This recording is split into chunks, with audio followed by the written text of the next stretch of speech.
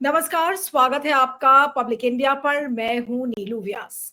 पहलगाम का जो आतंकी हमला था वो 22 अप्रैल को हुआ और आज 2 मई हो चुकी है, यानी कि 10 दिन बीत चुके हैं। लेकिन पहलगाम के आतंकियों का कोई सुराग नहीं मिला है। सुनने में यही आ रहा है कि घने जंगल हैं उस इलाके में और जो आतंकवादी जिन्होंने हमला किया वो भाग गए। नेशनल इन्वेस्टिगेशन की जो टीम है, यानी कि एनआईए की टीम है, वो इस समय जांच कर रही है, पड़ताल कर रही है। लेकिन सवाल ये उठता है कि मोदी जी 10 दिन के बाद भी कोई मिलिट्री स्ट्राइक या किसी तरीके का हमला अभी तक पाकिस्तान पर क्यों नहीं कर पाए हैं। अब आज दो तीन चीजें हुई हैं। अमेरिका के जो वाइस प्रेसिडेंट है जेडी वैंस, उन्होंने एक तरीके से दोनों देशों को आगाह किया है कि आप नियंत्रण में रहें। पाकिस्तान को भी कहा है और भारत को भी कहा है। शुरुआती दिनों में जिस दिन ये घटना हुई थी उसके अगले दिन ही भारत ने इंडस वाटर ट्रीटी, यानी कि जो सिंधु नदी का जो समझौता था, उसको रद्द कर दिया। उसके अलावा अटारी बॉर्डर को बंद किया। उसके अलावा उन्होंने जो हाई कमीशन की जो स्ट्रेंथ है उसको डाउन स्केल किया, उसकी संख्या कम की। लेकिन इसके बाद क्या, और इस बार क्या मोदी जी एक और बालाकोट के तरह क्या स्ट्राइक कर पाएंगे, और इस समय मोदी जी के पास ऑप्शंस क्या बचे हैं? मुझे लगा कि मुझे सुब्रमण्यम स्वामी से बात करनी चाहिए, क्योंकि वो खुद मोदी जी के डिफेंस कमेटी के मेंबर भी रह चुके हैं। डॉक्टर सुब्रमण्यम स्वामी, आपका बहुत बहुत स्वागत है। Thank you so much for joining.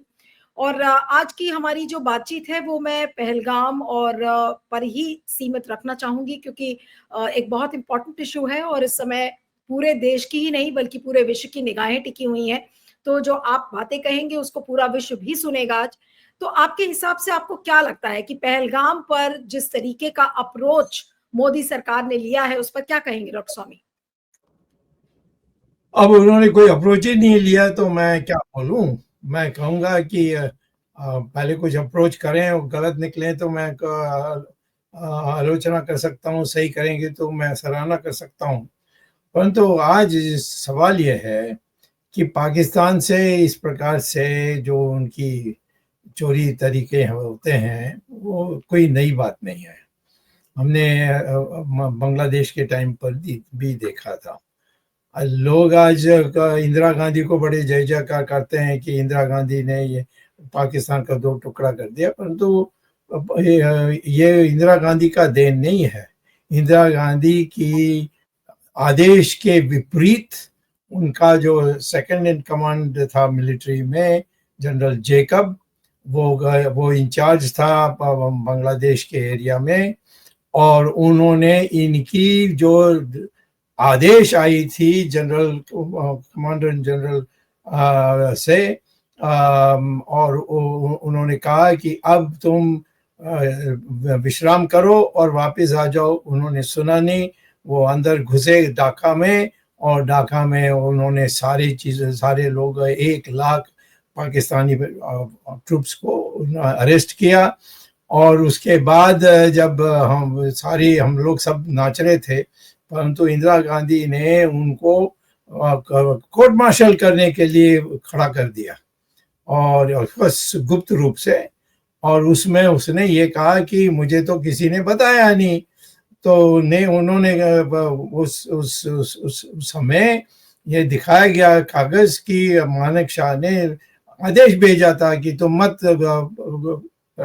Dhaka को अपने हाथ में लो, तुम वहीं रहो, बसे रहो, ऐसे उन्होंने भेजा। तो उसने जवाब दिया जनरल जेकब ने कि वहां तो बिजली नहीं थी तो मेरे पास कैसे आएगी। तो उसमें वो छूट गया था। फिर बाद में वो बाहर निकल के बीजेपी के लेकिन ये तो पास्ट की बात हो गई डॉक्टर स्वामी, मैं उसमें बहुत ज्यादा बात नहीं करना चाहती हूँ। नहीं, मैं इसको जोड़ देता हूँ। मैं कहता हूं कि हमारे देश में राजनीतिज्ञ, क्योंकि आज रोज वो कहा जा रहा है कि इंदिरा गांधी ने ये दिया, इंदिरा गांधी ने ये वो किया। मैं बता रहा हूं कि इंदिरा गांधी भी, उसको डर आ गई थी और सोवियत रूस का दबाव बहुत जबरदस्त था। और ये एक कमांडर इन चीफ जिसने ये एक कदम उठाया था। तो आज भी एक डेंजर है कि हमारे जो मिलिट्री के लोग हैं वो बहुत दुखी हैं कि क्यों अभी तक हम कुछ कर नहीं पाए।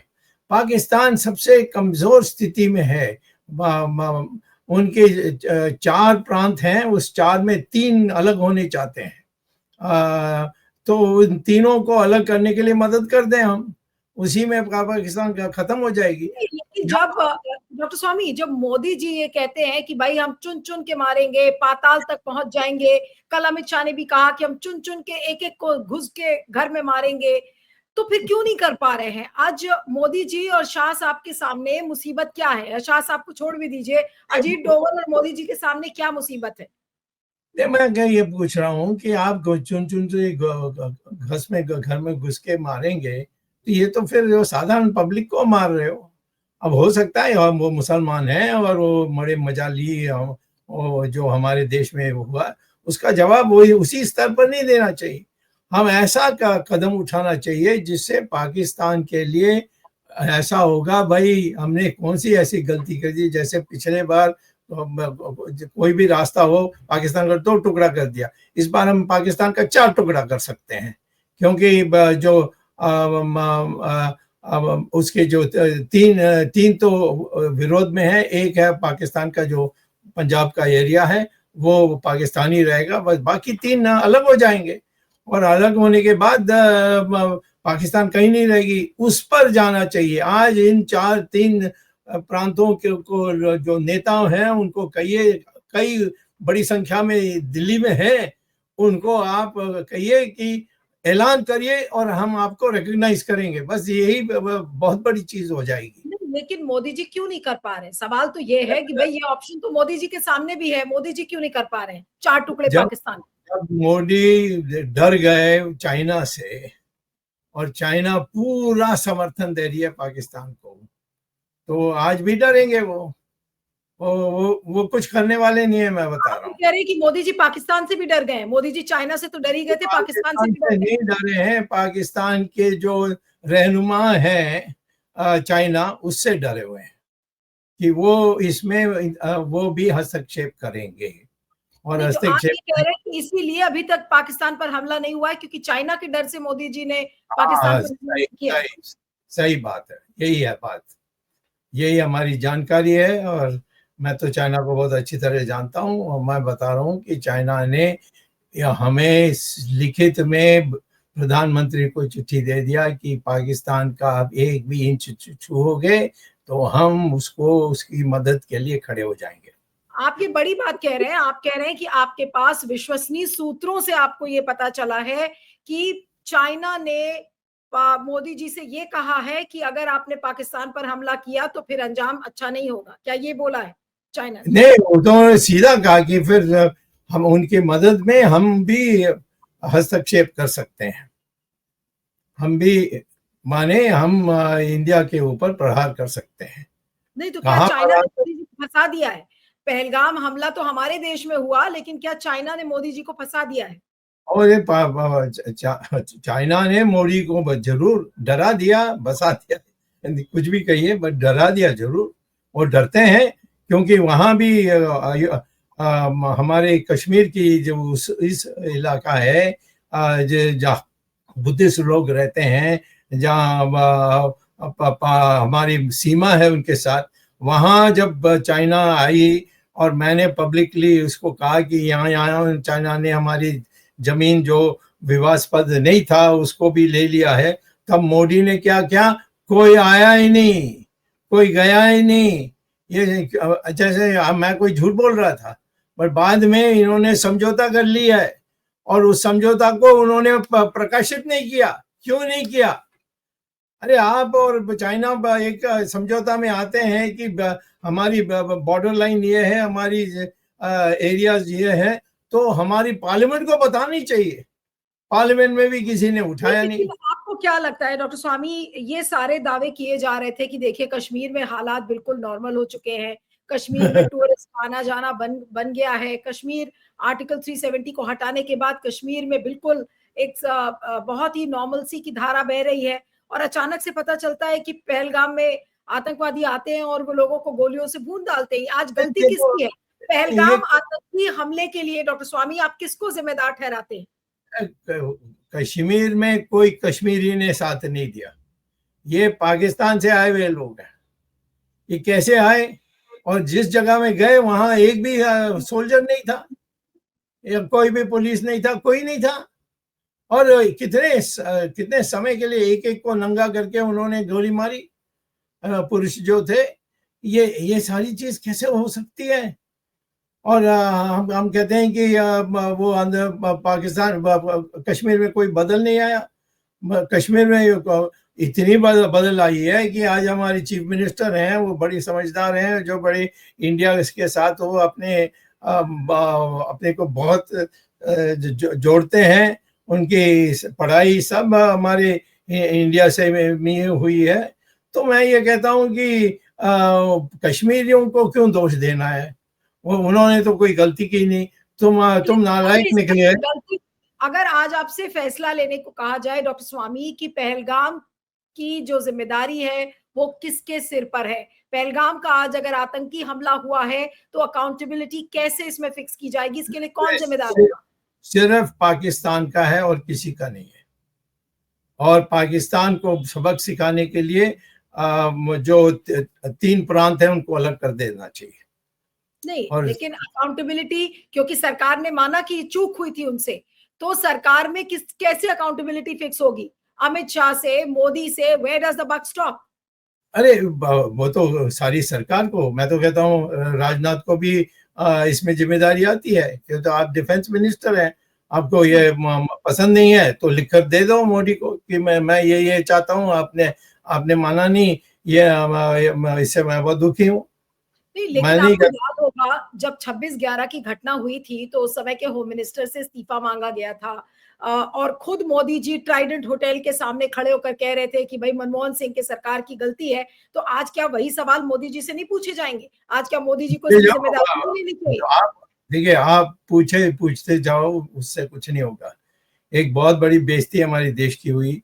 26 लोगों को नंगा करके इन्होंने गोली मारी उनके पत्नी के सामने। इससे यानी गंदा क्या हो सकता है? इसके लिए सारा पाकिस्तान को नष्ट भी कर दें वो भी पर्याप्त नहीं है, परंतु कम से कम इतना तो करिए। और पाकिस्तान में 3 प्रांत है जो पाकिस्तान के साथ हिस्सा में नहीं आने चाहते हैं, उन तीनों को अलग कर दो। एटलीस्ट एक से शुरू करो। उनके लोग दिल्ली नहीं, आपने खुद कहा कि चाइना की वजह से मोदी जी डर गए हैं और वो शायद अब पाकिस्तान पर हमला नहीं करेंगे। तो आपने कहा कि भाई जरूरत तो यह है कि पाकिस्तान को भी नष्ट कर दो। तो जब मोदी जी हिम्मत ही नहीं कर पाएंगे तो फिर पाकिस्तान को नष्ट करने की बात तो बहुत दूर की है। फिर मान लो कि मोदी डरपोक है, हम भी डरपोक हैं। हम डरपोक को ही प्रधानमंत्री चाहते हैं। वो और 3-4 दिन नहीं करेंगे कुछ तो हमारे लोग सड़क पर निकलना चाहिए और कहना चाहिए इस्तीफा दो। संघ के से भी जाकर अर्जी देना चाहिए, भाई आपका प्रभाव है, आप इसको बैठने के लिए कह जाओ, इसको छोड़ने के लिए चले जाओ, कह दो। ये ऐसा होना चाहिए। मोदी नहीं करेगा तो नालायक है, तो इसको हटा दो। उसे हटाने के लिए आंदोलन शुरू करो, वो तो सब कर सकते हैं। नहीं, लेकिन आप ये आंदोलन तो तब होगा जब सरकार अगर हमला नहीं करती है, और जबकि लेकिन अंदेशे तो सरकार ऐसे ही दे रही है बड़ी बड़ी बातें करके कि हम चुन चुन के मारेंगे। निशिकांत दुबे ने कहा कि हम पाकिस्तान को पृथ्वी से मिटा देंगे। और 10 दिन रुक जाओ, फिर उसके बाद सड़क पर आ जाओ और कहो कि इस्तीफा दो। आज पाकिस्तान के साथ सबसे सही बदला नहीं लोगे जो इन्होंने अपमानजनक काम किया था हमारे देश में घुस करके, उसके लिए नहीं करेंगे तो फिर नरेंद्र मोदी को इस्तीफा देना चाहिए। ये गूंज उठना चाहिए सारा देश में। लेकिन इस पहलगाम घटना के बाद क्या आपकी किसी बीजेपी नेता से बात हुई है डॉक्टर स्वामी? बात हुई है तो मैं नहीं बताऊंगा, क्योंकि बेचारे उनके लिए प्रॉब्लम हो जाएगी। नहीं, कल अमित शाह मुझे आज कोई भी बीजेपी से बात करेगा वो खुलकर तो मोदी के सिक्योरिटी आकर के उनको बता देता है और फिर उसका हालत बहुत बुरा हो जाता है।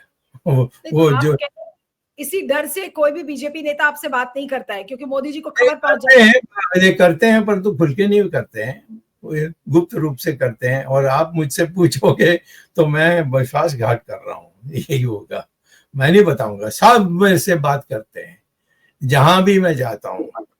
अभी मैं गया था मद्रास में शंकराचार्य के जो बालक शंकराचार्य को नंबर 2 बना रहे थे, तो उसमें बहुत लोग हमारे बीजेपी के लोग मिले, और वहाँ के अध्यक्ष भी, जो पार्टी का अध्यक्ष है, वो भी बहुत सूझबूझ का व्यक्ति है, वो भी आकर मिलकर गया।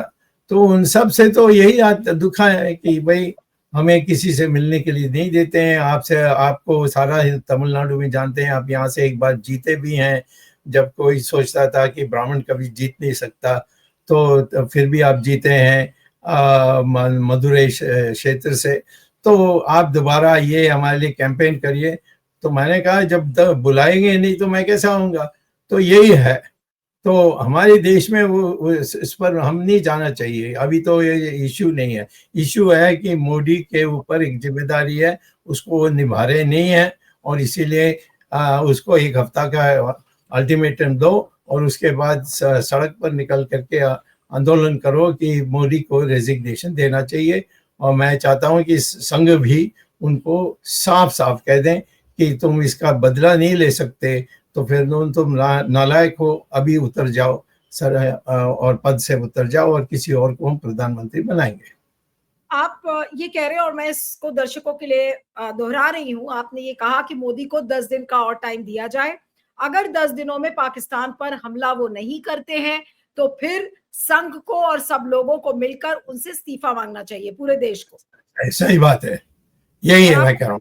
आपको लग रहा है कि मोदी जी अगर हमला नहीं करते, और जैसा कि आपने खुद कहा कि वो चाइना से डर गए हैं, उधर अमेरिका ने भी ये कह दिया है कि भाई आप इस तरीके से स्ट्राइक करिए ताकि रीजनल कॉन्फ्लिक्ट ना बढ़े, तो ये तो बहुत है कि मोदी जी के हाथ बांध दिए, ऐसा लग रहा है अमेरिका ने। अब वो चाहेंगे तो अभी पाकिस्तान पर हमला नहीं कर सकते, आपको नहीं लग रहा? ये बांधने वाला कौन है? तुम उसको बांधने के लिए अधिकार क्यों दिया आपने? कौन होता है अमेरिका वहां बैठ करके आपको बताने के लिए? मैं ये कहता हूं कि इसमें दो राय नहीं है। हमारे पास सारी जो हमारे शस्त्र हैं वो पर्याप्त है, और हमारी जो बहादुरी है हमारे सोल्जर्स की, वो भी पर्याप्त है। अब अंदर घुसो और कश्मीर को पूरा पूरा आज़ाद कश्मीर जिसको कहते हैं, जो गुलाम कश्मीर है, उसको भी पकड़ के ले लो, और उसके बाद चाहिए तो 4 टुकड़ा कर दो पाकिस्तान का। सर, कल असदुद्दीन ओवैसी ने भी कहा कि अरे भाई, घर में घुस के मारना ही नहीं है बल्कि घर में बैठ जाना है, और उनका मसला उसी से था, पाकिस्तान ऑक्यूपाई कश्मीर से, कि भाई आप उसको हथिया लीजिए। तो अब तो ओवैसी साहब भी यही कहने लगे हैं, लेकिन फिर भी मोदी जी ये काम नहीं कर पा रहे, ऐसा क्यों सर?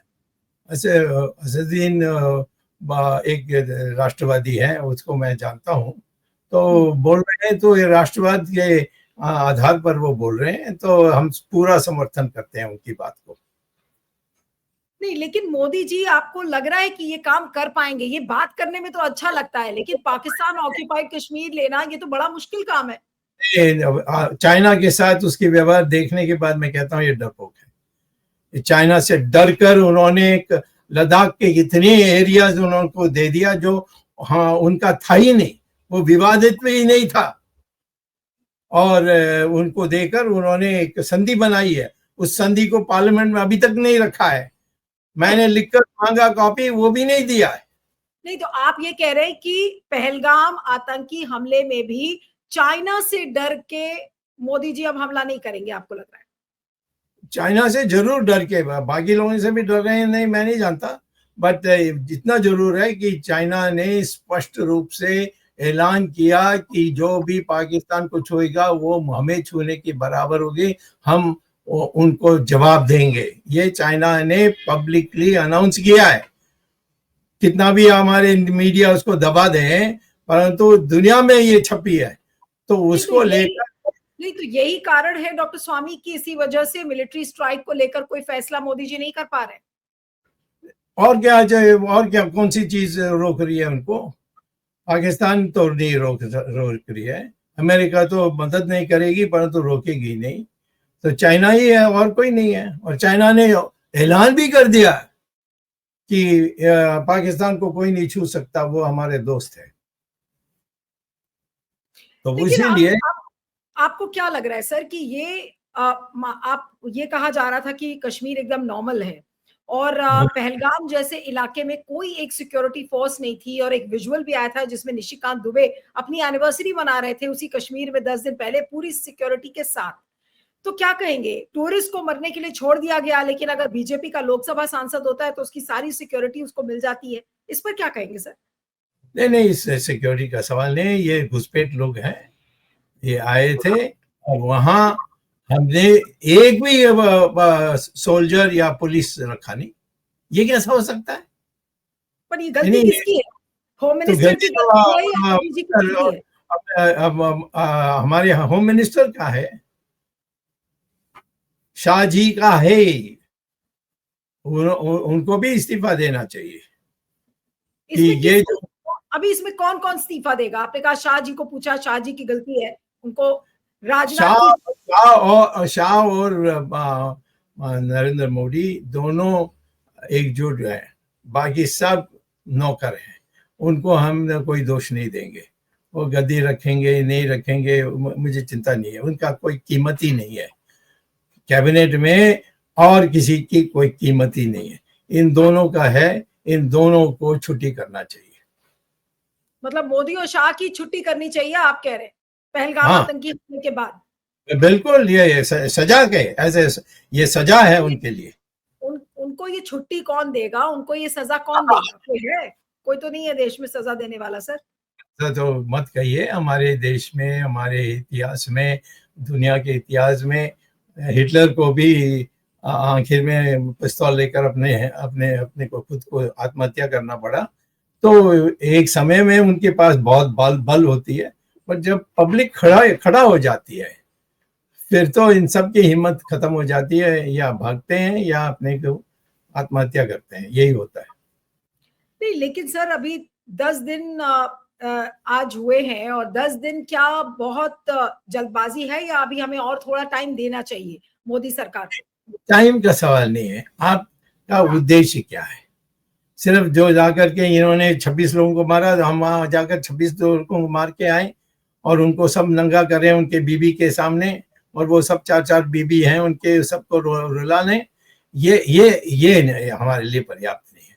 तुम्हारी जो मंशा है कि कभी भी आप हिंदुस्तान के अंदर आकर के ऐसे कर सकते हैं, इसीलिए पाकिस्तान का 4 टुकड़ा करना चाहिए।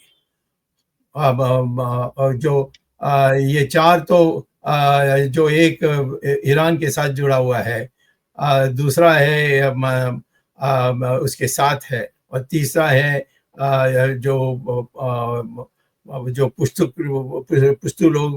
बोलने वाले लोग हैं, जो गफर खान के लोग थे, उनका एरिया है। इन तीनों को देश बना देना चाहिए, अलग अलग देश, और तीनों को ये अधिकार देना चाहिए कि अब तुम स्वाधीन हो। ये तय कर सकते हैं, हमने बांग्लादेश का 2 टुकड़ा किया, अब इसका 4 टुकड़ा करना है वहां। लेकिन मोदी जी उतनी हिम्मत कर पाएंगे पाकिस्तान के 4 टुकड़े करने? तो फिर मोदी को बदलो। ये हिंदुस्तान है इतना बड़ा, हमारे जनसंख्या में दुनिया में ये सबसे बड़ा, इकोनॉमिक डेवलपमेंट में हम नंबर 3 हैं, और बढ़ते जा रहे हैं। हमारे लोग दुनिया में चमक रहे हैं। हम इन्हें कौन सी जगह में हमारी मांग नहीं है? अमेरिका में बाकी लोगों को भगा रहे हैं, परंतु हिंदुस्तानियों को कहते हैं नहीं तुम यहाँ रहो। तो ये मैं कहता हूँ कि इस देश जिसकी जो सोने की चिड़िया हम कहते थे, ये एक विश्व गुरु ऐसा एक माना जाता था, उसकी दुर्दशा हुई, गिरे, हम खड़े हो गए। अब कौन सी चीज में हमारी कमी है? लेकिन सर अब आपको क्या लग रहा है कि इस समय सबसे बड़ी चुनौती कहाँ पर आ रही है? इतना क्यों सोच विचार हो रहा है? दो कैबिनेट कमेटी ऑन सिक्योरिटी की बैठक हो चुकी, एक cabinet committee on economic affairs हुई, एक cabinet committee on political affairs बैठी। क्या फैसला उसमें लिया गया है ये पता नहीं है। नहीं, आप बताइए, ये कमेटी का कोई फैसला की जरूरत नहीं है। जो मिलिट्री होती है ना, वो उसके कई ऑल्टरनेटिव्स वो पहले से तैयार रखते हैं। उनको इतना ही बताना है कि अक्साई चिन जाओ, वहाँ 10-15 लोगों को मार के आओ, ये एक है। या अक्साई चिन से आगे जाओ और जहाज, पानी की जहाज से आप जाकर के जो दूसरे प्रांत है उसमें घुस जाओ, वहां के लोग विद्रोह में हैं, उनको मदद करो। या यानी स्ट्रैटेजी होनी चाहिए। उस स्ट्रैटेजी इन्होंने किया नहीं किया मैं नहीं जानता, परंतु आज की जो दिखाई पड़ रहा है, मोदी जी के पास कोई ऐसी स्ट्रैटेजी है? अगर ऐसा कोई बड़ा हमला होता है, पहली बात तो हमारी सिक्योरिटी फोर्सेस ही वहां नहीं होती, डिप्लॉयमेंट ही नहीं हुआ, मिलिट्री प्लान कोई आपको नजर आता है मोदी जी के पास? मुझे नहीं, वो चाइना से डरे हुए हैं, वो कुछ नहीं करेंगे, मैं बता रहा हूँ। ऐसे खींचते खींचते सब भूल जाएंगे। नहीं, आप ये कह रहे हैं कि मोदी जी कुछ नहीं करेंगे और मोदी जी अपने चुनावी सभा में बोलेंगे कि हम चुन चुन के मारेंगे, अमित शाह कहेंगे कि हम चुन चुन के मारेंगे, और फिर जो वोट देगा वो गधा है, यही मैं मान के चलूंगा। वो वोट देंगे नहीं देंगे उसकी मेरी चिंता नहीं है, मैं अपनी राय दे रहा हूँ कि हमें क्या करना चाहिए, और मैं कहता हूँ कि ये करना चाहिए। और पाकिस्तान की चार टुकड़ा करनी चाहिए, उसमें बहुत आसान है। जो जो लोग हैं उनके प्रांत में जो विद्रोह में हैं, उनके लोग हमारे देश में हैं, उनके नाम पर ही रिकग्निशन कर दीजिए और फिर उनको हथियार दीजिए, कहिए कि जाके वहां लड़िए, और लोग कोई नहीं आएगा मदद के लिए पाकिस्तान के साथ। इसके लिए चाइना आएगी तो चाइना को भी ठीक कर सकते हैं, हिम्मत है तो चाइना को हम ऐसे ठीक कर सकते हैं कि वो वहां से भाग जाएंगे, वो तिब्बत भी छोड़कर चले जाएंगे। परंतु हम शुरू से इतने हताश हैं, हीन भावना है, इतने डरे हुए हैं, ये हो जाएगा वो हो जाएगा। क्या हो जाएगा? तुम्हारे अपमान लिया गया, 26 हमारे लोगों को नंगा करके उन्होंने गोली चलाई उनके बीबी के सामने। इससे घटिया क्या हो सकता है? ये जानवरों के साथ तुम समझौता करोगे? नहीं तो आप क्या कहेंगे इस समय मोदी सरकार से? क्योंकि मोदी जी और बीजेपी इस समय ऐसा लग रहा है, आप गोदी मीडिया के चैनल्स उठा लीजिए, ऐसा लग रहा है कि पाकिस्तान और भारत में तो युद्ध जैसी स्थिति नजर आ रही है। कल भी मैं एक टीवी चैनल देख रही थी, वहां से उसी उसी शराब में और उसी नशा में आप रहिए कि होने वाली है, होने वाली है, और 10 दिन के बाद और 10 दिन के बाद तो आप थक जाएंगे और फिर कहेंगे भाई छोड़ो, फिर हमारी बस का नहीं है। तो मैं ये नहीं कहता हूँ कि पब्लिक आशा नहीं कर रही है, पब्लिक तैयार है। तो आपने कहा कि जिस तरह से गोदी मीडिया और बीजेपी के जो लोग बोल रहे हैं कि चुन चुन के हम मारेंगे, हम अटैक करेंगे, ये क्या एक नशा है?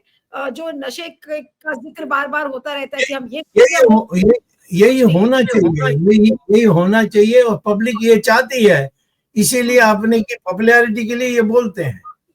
कल नहीं होंगे तो ये कहाँ, ये कुछ बोलने वाले हैं, वो तो दूसरे कोई जगह में जाकर और कुछ बोलते रहेंगे। ये इससे नहीं होता है। Benefit of doubt Modi ji को नहीं देना चाहिए। मैं ये कह रही हूँ कि मोदी जी हो सकता है सोच रहे हो कि कौन सा इश्यू पर उसने पूरी काम किया। वो अब जो पहले किया था उस समय तो कुछ नहीं, हवाई जहाज भेजा, बॉम्बिंग करके आ गए, ये कोई चीज है? मैं कहता हूँ पाकिस्तान का चार टुकड़ा करो, नहीं तो तुम्हें कभी राहत नहीं मिलेगी। 2 टुकड़ा एक बार हुआ बन, तो उस 2 टुकड़ा को भी हमने मैनेज नहीं कर पाए, और वो टुकड़ा भी सरकार की इच्छा से नहीं हुई, इंदिरा गांधी की इच्छा से नहीं हुई। एक यहूदी का जो भारत में बसा हुआ था, उसका वो कमांडर इन चीफ का नंबर 2 था, उसने अकेला हमारे इस सेना को लेकर जाकर ढाका को कब्जा की, और उसके लिए उसकी ट्रायल हुई थी। उसको खड़ा करके वो यानी आर्मी का डिसिप्लिन को उसने बिगाड़ा, उसको डिसमिस करने के लिए हुई। परंतु उसने कहा कि मुझे तो कोई ऑर्डर ही नहीं आया, तो मैं कैसा ये सोचूं कि मुझे रोका गया, रोकने के लिए गए थे। डर है डॉक्टर स्वामी, क्या आपको ऐसा लगता है कि मोदी जी बातें इस समय बड़ी बड़ी कर रहे हैं, अमित शाह बोल रहे हैं कि चुन चुन के मारेंगे, लेकिन अल्टीमेटली वो लोग कुछ नहीं करेंगे? क्या बात मोदी बातें बड़ा बड़ा नहीं कर रहे हैं, वो चुप हैं, लोगों को सुन रहे हैं, मीटिंग्स चल रहे हैं बहुत जबरदस्त, परंतु वो बोलते तो कुछ नहीं है। क्या बोलेंगे? उनको आगे कहने दीजिए कि मुझे और बोला ना, नहीं वो कुछ नहीं। मैं कहता हूँ उनको कहना चाहिए मुझे और 10 दिन दीजिए, मैं निश्चित पाकिस्तान का चार टुकड़ा करूंगा, या पाकिस्तान के अंदर घुस के जिन लोगों ने किया और उनके जो रहनुमा हैं उन सबको मैं हमारे फौज जाकर उनकी ध्वस्त करके आएगी। मुझे चाइना से कोई डर नहीं है, कोई चीज जो इफ चाइना हमारे साथ युद्ध करेगी पाकिस्तान में तो हम तिब्बत में भी कर देंगे। इस प्रकार से जोश जोश से बोलनी चाहिए, हमारे पास क्षमता भी है। अब क्षमता लोगों को बताते नहीं हो। नहीं, और आप लेकिन ये भी तो हो सकता है कि मोदी जी ये सोच रहे होंगे कि बोलना क्या है, सीधा करके दिखाओ। करो, मोदी जी से करके दिखाओ, कहाँ दिखा करके। ऑल राइट, आपकी आशा है तो फिर 10 दिन के बाद मेरा इंटरव्यू करिए और उसके बाद मुझे क्षमा मांगिए मुझसे कि मैंने ये विश्वास किया था। और ऐसे विश्वास कितना दिन, उनको कम से कम स्पष्ट कहना चाहिए कि ये तय हो गया है कि हम पाकिस्तान का चार टुकड़ा करेंगे, या पाकिस्तान के लिए से बदला लेंगे, या पाकिस्तान के कई जगह में जा करके उनके मर्दों को पकड़ करके उनके कपड़े उतार देंगे। कुछ तो कहिए। अब ये हम डिस्कस कर रहे हैं, हम डिस्कस करें क्या? वही उन्हीं लोगों के साथ डिस्कस हो रहा है। कौन सी नई बात हो रही है? किसी को बाहर से उन्होंने किसी की ओपिनियन मांगी नहीं। कितने एक्सपर्ट्स हमारे देश में जगह जगह में, किसी को नहीं मांगी। वही ऑफिसर, वही लोग घूम के फिर के कर रहे हैं। और सारे जो कैबिनेट है कोई बोल भी नहीं सकता, बोलेगा तो उसको कैबिनेट मेंबर नहीं रहेंगे। तो इस परिस्थिति में मोदी का पूरा 100% जिम्मेदारी है। हम नहीं करेंगे, इसमें फेल होंगे तो उनकी इस्तीफा देना चाहिए और घर जाना चाहिए या हिमाचल जाना। पहलगाम आतंकी हमले के लिए मोदी जिम्मेदार है और उनको इस्तीफा देना चाहिए, आप ये कह रहे हैं? यही मैं कह रहा हूं। नहीं, यदि आने वाले 10 दिन दे देंगे, 10 दिन में वो कुछ नहीं करते, ऐसे ही चलता और कोई बहाना निकाल के कहते हैं नहीं कर सकते, तो फिर उनको राजीनामा उनको इस्तीफा देना चाहिए और चले जाना चाहिए। लेकिन आपने तो खुद ही कहा ना सर कि वो चाइना से डर गए हैं। चाइना ने जो हुंकार भरी है पाकिस्तान के समर्थन में, तो वो उसको देख के वो कुछ एक्ट नहीं करेंगे। तो फिर तो ये मान लिख के हम बैठे कि मोदी जी को कुछ नहीं करेंगे। ये मेरी राय है। मैं चाइना को बहुत अच्छे से जानता हूँ, उनकी भाषा बोलता हूँ, उनके इकोनॉमी पर मैंने पुस्तकें लिखी है, उनके यूनिवर्सिटी में जाकर मैंने लेक्चर्स दिए हैं, उनका सारी मंशा में जानता हूँ। वो कभी नहीं ऐसे भाषा में बोलेंगे जब तक उनको निश्चित नहीं होगा कि ये हमसे इतना डरता है, कुछ नहीं करेगा। तो जो कहना को जो बेइज्जती करना करो। और चाइना तो बेइज्जती करते ही आई है अभी तक। और जो जमीन उन्होंने कहा हमारी है, चाइना ने कहा उसको दे दिया उनको। तो चाइना के बारे में ये मत कहिए कुछ। ये चाइना बिल्कुल दिमाग बना के आई है और कहा कि पाकिस्तान हमारा दोस्त है, तुम उसको छू नहीं सकते, ये कहकर आए। तो आपकी अब उसको क्या कहते हैं, आपकी जो प्रतिष्ठा है उसी वो उस पर एक संकेत डाल दिया उन्होंने। आपके हिसाब से पहलगाम को आज 10 दिन हो गए, पहलगाम आतंकी हमले को, आपके हिसाब से किस किस का इस्तीफा होना चाहिए था? इस समय तक हो जाना चाहिए था? वहां कोई भी एक भी पुलिस कांस्टेबल नहीं था, सोल्जर नहीं था। उसकी जिम्मेदारी, क्योंकि अभी भी वो पूरा यानी जो सरकार वहां बनी है वो अभी भी एक प्रकार से सेंट्रल गवर्नमेंट की कंट्रोल में चलती है। तो इसलिए इसमें जो होम मिनिस्टर हैं शाह साहब, उनको इस्तीफा देना चाहिए। और जो अपमान हुआ हमारे देश का, उसका बदला नहीं ले सके और बोलने के बाद भी उसके विपरीत आपने काम किया, तो उस नरेंद्र मोदी को इस्तीफा देना चाहिए। ये मेरी राय है। यदि वो करेंगे, यदि वो करेंगे तो मैं कह सब जय जयकार करेंगे, सारा दुनिया जय जयकार करेगा। आप ये कह रहे हैं कि मोदी जी का इस्तीफा होना चाहिए क्योंकि वो भारत का अपमान हुआ और उसका बदला वो नहीं ले सके। अभी तक 10 दिन और बाकी। मैंने कहा 10 दिन के बाद मैं कहूंगा इस्तीफा दो। आज मैं कह रहा हूं कि यदि आप 10 दिन के अंदर नहीं करोगे तो इस्तीफा लेना चाहिए। एक फर्क है। मैं नहीं कह रहा हूँ कि लो इस्तीफा ये लो, चलिए 10 दिन अभी हम और अभी देखेंगे। अभी नहीं कह रहा हूँ, अभी नहीं कह रहा हूँ, मैं कह रहा हूँ 10 आप ये दिन और कह ले रहे हैं लो। कि आपने कहा कि 10 दिन उनको और दिया जाए और 10 दिन में अगर वो कुछ नहीं ये करते हैं वो तो फिर खुद उनको खुद मांगा है, उन्होंने खुद 10 दिन मांगा है।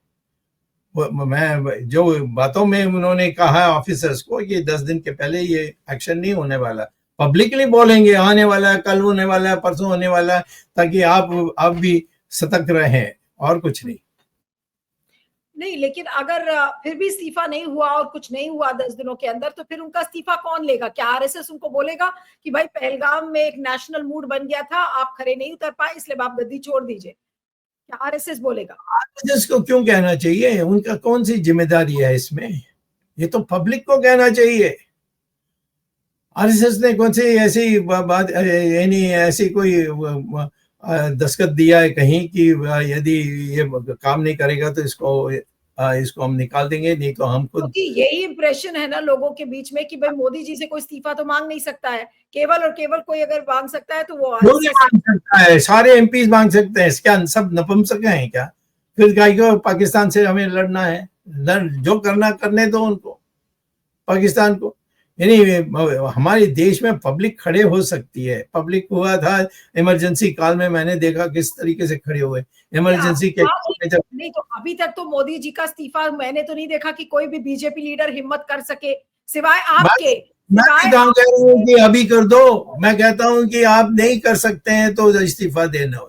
नहीं डॉक्टर स्वामी, आपने कहा कि सब क्या नपुंसक हैं, तो अभी तक अगर कोई नहीं मांग पाया तो क्या बीजेपी के जो नेता है जो नहीं दस बोलते दिन आप? के बाद 10 दिन के बाद पूछिए, मैं कहूंगा ये सब नपुंसक हैं।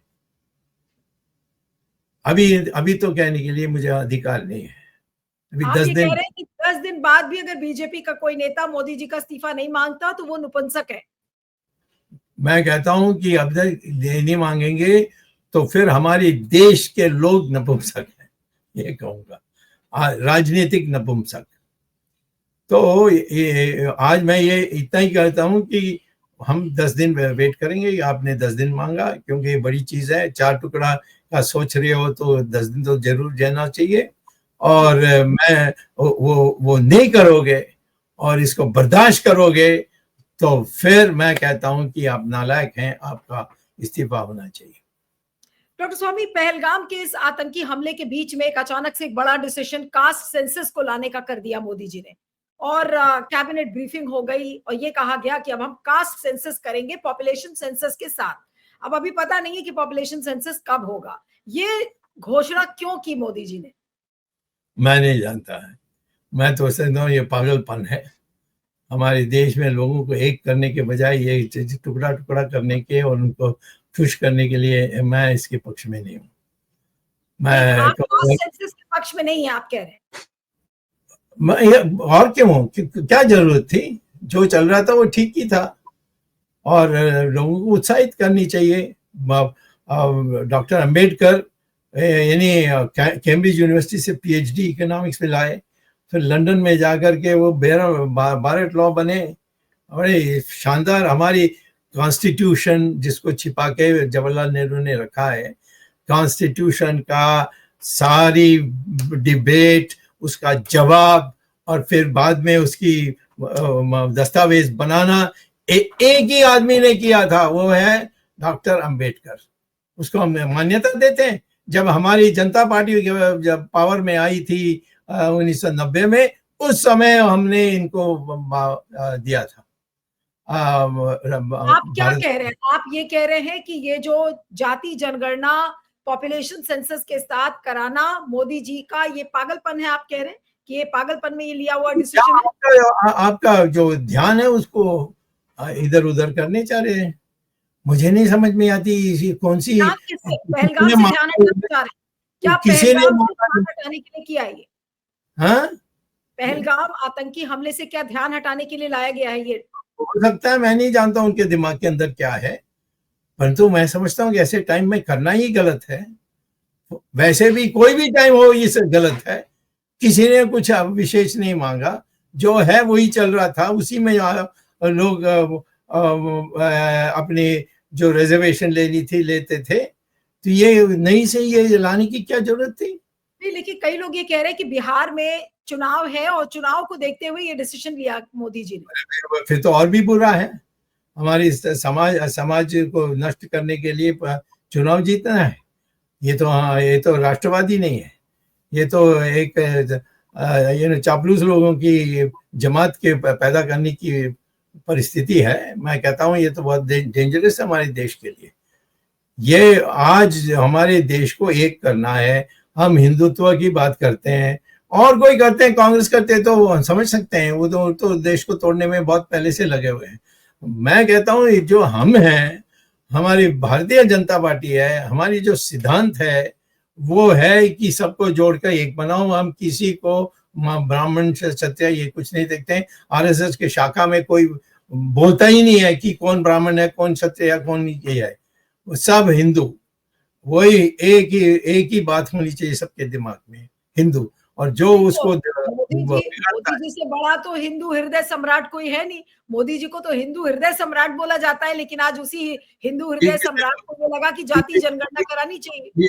ये किसने बोला? मैंने तो देखा नहीं, मेरे सामने किसी ने बोला नहीं। मैं तो 2-3 पोस्टर्स देखे थे, वो तो गुजरात के गवर्नमेंट ने छापी है और लगाई है। तो ये मैं तो समझता हूँ कि हमारे देश में कोई नहीं सोचता। वैसे इस बार चुनाव जब हुए थे, आप जानते हैं कि मोदी का तो 2-3 राउंड में तो वो पीछे थे। ये तो कोई सोच ही नहीं सकता था, हमें मेजॉरिटी भी नहीं मिली इस बार। लेकिन अंत में मेरा आखिरी सवाल है डॉक्टर स्वामी की, ये जो जाति जनगणना कराने का फैसला मोदी जी ने लिया अचानक से, ये पहलगाम आतंकी हमले के बीच में, जब अभी पूरा देश सोच रहा है कि आप पाकिस्तान के खिलाफ क्या एक्शन लेंगे, तो इस फैसले को आप क्या कहेंगे? अंत में आपसे मेरा फैसला देशद्रोही फैसला है। ये देश को और टुकड़ा करेगी। इसको बंद करना चाहिए, इसको रोकना चाहिए। और ये पार्लियामेंट पास करनी चाहिए। तो पार्लियामेंट भी नालायक ही है, मैं कहूँगा। चलिए, आपका बहुत बहुत शुक्रिया doctor Swami. Thank you so much for joining. Thank you.